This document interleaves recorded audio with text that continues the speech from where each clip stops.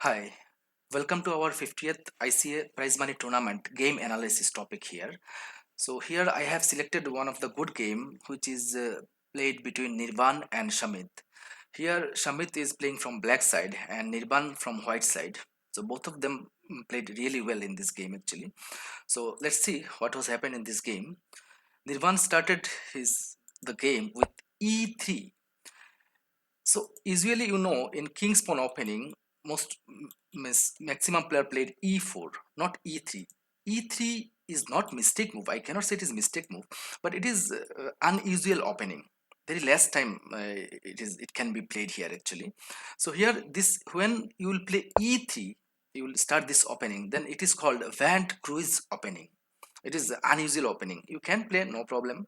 So here Shamit started with e6. So I know most of the time he like to play French defense. So against this opening also he is starting his French defense system here.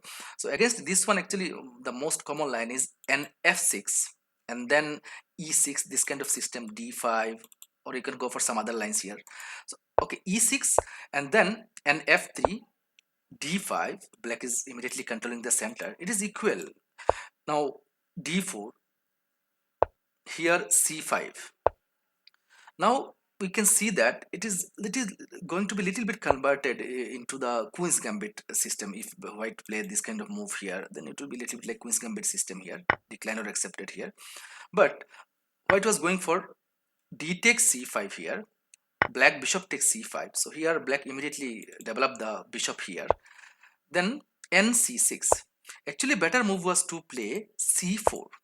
It is the active line of this system here, and it will be means nice for white and black both of them. So here nc6, sorry, nc3, then nc6, which is a good move. Bishop b5, not bad idea, trying to make one pin here. Then a6 immediately, bishop d3, going back. Now here, again we are seeing one of the miscalculation, you can say. One principle that don't move your pieces twice in the opening without any good reason. So that is the problem here. So here you can see that white moved the piece here once and then again going back here. So white lost one move here, and there is no good reason behind this losing move here actually. So bishop d3. So black has now slight advantage on the board here. Now n f6. Actually best move was to play f5 here to make this e4 square very strong, and then an f6. So it is very nice consolidation for black actually. So here n f6, we cannot say it is bad move. It is n f6 is fourth recommendation by the computer here. And then white short castle, strongest move here. Black e4. E4 is also strongest move in this position here. Why e4? You can understand easily that black is trying to create one pawn fork here, and then white's one minor piece will be gone here after the pawn fork. So white realized that. So Nirvan played here e4, is telling that how can you create pawn fork against me here? I will fill up this square by my pawn here. Now you cannot push your pawn. That is the common logic behind this. So here uh, why black can capture this one, that is another line. So it is open system here, but black was trying to close the game here, d4. Now you can see that the center is closed here.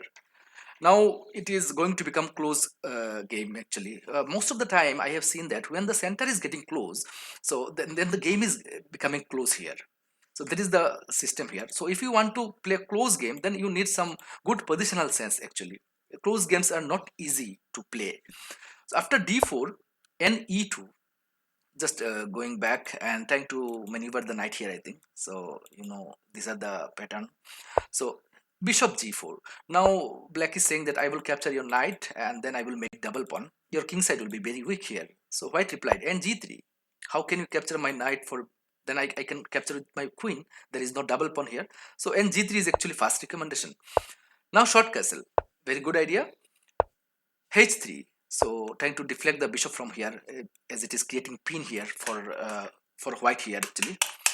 Now black was coming back, bishop e6. In this position, good move is to play n g5 to capture the bishop. Now N E2, which is slight dubious move by white here actually. N E2, I think there is no good reason behind this move, because this knight has no future, and that side, that side. Actually, this knight cannot sit any other squares here, so it was better actually to sit here. So after N E2, H6. Now immediately black realized that this knight can come here to create some problem for me here. So let's play H6. I will not allow you to play this knight here, or I will not allow you to play bishop here, which can be created means pin here. So A3. Now white is taking initiative on the queen side here by playing B4. He wants to create some problem for black here. Now queen D7. Now still it is equal here. Now b4, trying to attack on the bishop. Bishop b6. Bishop b6, actually it is little bit passive move. Better was to play bishop d6. So here if you play bishop b6, then this bishop has not means nothing. It is doing nothing here actually. Now c4, everything was okay here, everything was fine, means there is no weakness from both of them here, and this game is getting close here. But after c4 there is big mistake created here. Actually I think white didn't realize that there is one n% after c4. N% is very important. Always you have to careful about the n%. Anytime it can come, or any situation it can come on the board, so you have to be careful before you push any pawns. So you have to make sure that there is no n%. If there is n%, then you have to calculate separately on that move here actually. So after c4, pawn takes c3. Now there is huge advantage for black. Now maybe most of you are thinking that what will be happened, where is the advantage for black here? Suppose after c4, if n% here, then this knight can take back. Where is the disadvantage? Disadvantage is here. You can see in this position, this bishop is bad bishop. This bishop's diagonal is close here, so this bishop cannot get activated in the game very easily. For long term it has to stuck in his area. At the same time, this queen is also inactive here. You can see that the queen's file is closed. Queen has no great future here. But by playing c4, when black is capturing the pawn, you can see that this bishop diagonal is open, the queen's file is open, everything is open for black. Suddenly this game is becoming open for black here, and after that you can see that black's all of the pieces are well developed here.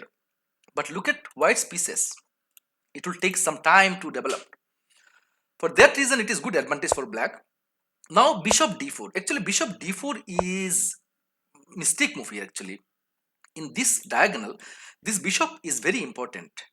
Here the best move for black here, rook a d8, just consolidate the position, put some pressure on this file, slowly improve your position, and you can win the match here. But black was little bit rushing here. Bishop d4 is, means after playing bishop d4 it is still winning for black, but not that much good advantage here actually. So n takes d4, so knight is capturing the important bishop here. Then n takes d4, so black is setting another knight here. Still black has some advantage on the center, you can say that. Now bishop e3. Bishop e3 is not that much a strong move. I think white was trying to capture the knight here, but it doesn't matter for black. So rook a c8, trying to bring the rook in the open file and attack on the knight here. Bishop takes knight, queen takes knight. Still you can see that there are some attacks, and white is little bit passive in this position. And e2, immediately attacking on the queen. Queen b6, which is not that much strong move actually. Queen d7, rook d8, these are the good lines here actually, and you can know, you know there is some sacrifice here on this line. So after queen b6, rook c1, white was trying to challenge the active rook here, because this rook was controlling the file. Now rook takes rook, queen takes rook. Now it is a slight advantage for black actually. It is not that much, we can say that it is winning for black here. Now rook d8, trying to attack on the bishop. Queen b1, supporting this bishop and trying to do something on this side, I think. So queen d6, putting double attacker on this one. Rook d1. So after rook d1, queen b6. Now it is still equal here. Queen b2, and here is the mistake. So try to figure out that why this is mistake. Now black has very nice move in this position. So the nice move is n takes e4. This is pin puzzle actually. Here is the pin. When queen was here, that time you cannot take this pawn free of cost, because this rook is supported by the queen. But when queen is played here, this time you can play this pawn free of cost. White bishop cannot capture, then rook is gone. So these are small mistakes actually. You have to be careful. So for this kind of problem, you have to solve a lot of puzzles at your home. Suppose pin puzzles, fork puzzles. This all for the tactical puzzles you have to solve. Then this kind of mistake will not be happened with you. These small mistakes. So after queen b2, knight takes e4. We can see there is another attack coming in this area. So queen takes e5. It is another mistake by white here. Now you can see that we can take this pawn. Now the question, you should capture with the knight or you should capture with the queen. The correct move is capture with the knight. Why capturing with the knight? If you capture with the knight, you can see that there is one discover attack. At the same time, two pieces are hanging on the board. If white try to remove the discover attack, then rook is gone free of cost. If white doesn't try to remove the discover attack, then by discover attack black can take any piece free of cost here. So after that, it is a very huge advantage for black actually. Here queen g3 trying to increase attackers, and then rook is gone free of cost, and there is check. You can see that. So after that, nothing is special. And then here black realized that immediately he should exchange the queen. If he exchange the queen, then the winning will be very easy for black. So queen, white is not exchanging the queen. White is still trying to fight here actually. So it is good actually. So rook takes d3. Now queen here, knight f2. Knight f2 means for this reason, to trap the queen inside, and then rook d1.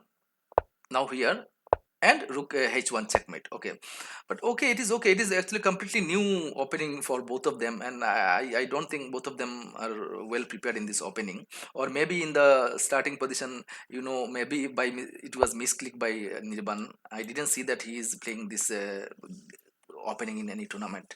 I don't know what was happened, but both of them played very nicely in the opening part actually. After that, Nirvaan made some small mistakes. Otherwise, it was a very good game by both of them. Okay, it is very nice game. So here is the good lesson. So what is the good lesson here? You can see that don't allow your opponent to open up his files or diagonals or ranks without any good reason. If you allow your opponent to open up his file, diagonal and ranks, then it will be very good attacking advantage for your opponent. You have to defend this all lines every time. So without any good reason, never do that. So here is the mistake here. After c4, black was very active by playing this one. I hope this is one of the good lesson of this game actually. So you can try next time, try to learn from this system actually, everybody. So you try to open up the line from your side, but don't allow your opponent to do that. Bye everyone. Thank you.